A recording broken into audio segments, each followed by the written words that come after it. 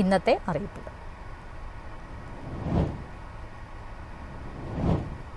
കേരളത്തിൽ പുതുക്കിയ വാഹന നികുതി ചൊവ്വാഴ്ച മുതൽ പ്രാബല്യത്തിൽ വരും. 15 വർഷം രജിസ്ട്രേഷൻ കാലാവധി കഴിഞ്ഞ വാഹനങ്ങൾക്കാണ് നികുതിയിൽ വർധനവുണ്ടായിരിക്കുന്നത്. സ്വകാര്യ ആവശ്യങ്ങൾക്ക് ഉപയോഗിക്കുന്ന മുച്ചക്ര വാഹനങ്ങൾക്കും മോട്ടോർ സൈക്കിളുകൾക്കും 5 വർഷത്തേക്കുള്ള നികുതിയിൽ 400 രൂപ വർദ്ധിപ്പിച്ചു.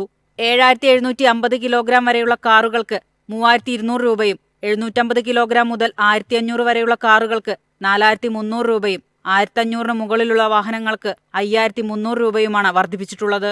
ഇതിനു പുറമെ സംസ്ഥാനത്ത് രജിസ്റ്റർ ചെയ്ത കോൺട്രാക്ട് കാരേജ് വാഹനങ്ങളിൽ ഓർഡിനറി, പുഷ്ബാക്ക്, സ്ലീപ്പർ സീറ്റുകൾ എന്നീ തരംതിരിവ് ഒഴിവാക്കി ഏകീകരിക്കുകയും ചെയ്തു. സ്റ്റേജ് വാഹനങ്ങളുടെ നികുതിയിൽ കുറവ് വന്നിട്ടുണ്ട്. 5 വർഷത്തേക്കാണ് രജിസ്ട്രേഷൻ പുതുക്കി നൽകുക. എല്ലാ ഇലക്ട്രിക് വാഹനങ്ങൾക്കും വിലയുടെ 5% നികുതിയുണ്ടായിരുന്നത്. എന്നാൽ പുതുക്കിയതു പ്രകാരം 15 ലക്ഷം വരെയുള്ള വാഹനങ്ങൾക്ക് 5% 15 മുതൽ 20 ലക്ഷം വരെയുള്ള വാഹനങ്ങൾക്ക് 8% 20 ലക്ഷം മുതലുള്ള വാഹനങ്ങൾക്ക് 10% നികുതി പുതുക്കിയത്. News desk MyFin TV. സംസ്ഥാനത്ത് റെയിൽവേ സ്റ്റേഷനുകളിലെ പാർക്കിംഗ് നിരക്കുകൾ വർദ്ധിപ്പിക്കും. 20 മുതൽ 30% വരെയാണ് വർധന. പുതിയ നിരക്കനുസരിച്ച് അടിസ്ഥാന നിരക്ക് ഇരുചക്ര വാഹനങ്ങൾക്ക് 2 മണിക്കൂർ വരെ 10 രൂപയും 2 മുതൽ 8 മണിക്കൂർ വരെ 20 രൂപയും 8 മുതൽ 24 മണിക്കൂർ വരെ 30 രൂപയുമാണ്.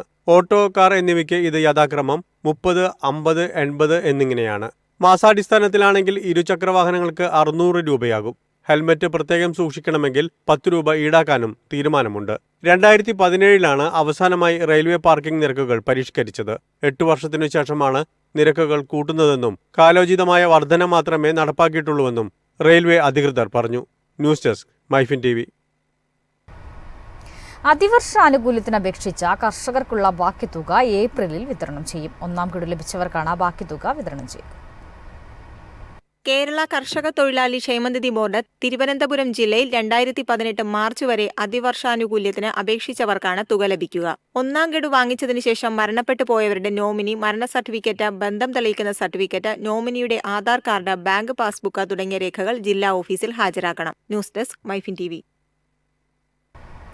സൗദിയിലേക്ക് സ്റ്റാഫ് നഴ്സ് തസ്തികയിലേക്ക് നോർക്ക റിക്രൂട്ട്മെന്റ് സംഘടിപ്പിക്കുന്നു. വിദേശത്ത് മികച്ച തൊഴിലവസരങ്ങൾക്കായി കേരള സർക്കാരിന് കീഴിൽ പ്രവർത്തിക്കുന്ന പൊതുമേഖലാ സ്ഥാപനമാണ് നോർക്ക. സൗദി അറേബ്യൻ മന്ത്രാലയത്തിന് കീഴിൽ വരുന്ന ഒഴിവുകളിലേക്കാണ് Norka root staff nurse recruitment സംഘടിപ്പിക്കുന്നത്. ഉദ്യോഗാർത്ഥികൾക്ക് ഏപ്രിൽ 7 വരെ അപേക്ഷകൾ സമർപ്പിക്കാം. വനിതകൾക്ക് മാത്രമാണ് നിലവിലെ ഒഴിവുകളിലേക്ക് അപേക്ഷിക്കാൻ സാധിക്കുക. നഴ്സിംഗിൽ BSc അല്ലെങ്കിൽ പോസ്റ്റ് ബേസിക് BSc വിദ്യാഭ്യാസ യോഗ്യതയും സ്പെഷ്യാലിറ്റികളിൽ കുറഞ്ഞത് 2 വർഷത്തെ പ്രവൃത്തി പരിചയമുള്ള ഉദ്യോഗാർത്ഥികൾക്ക് അപേക്ഷിക്കാം. കൂടുതൽ വിവരങ്ങൾക്ക് www.norcaroots.org എന്ന വെബ്സൈറ്റ് സന്ദർശിക്കാം.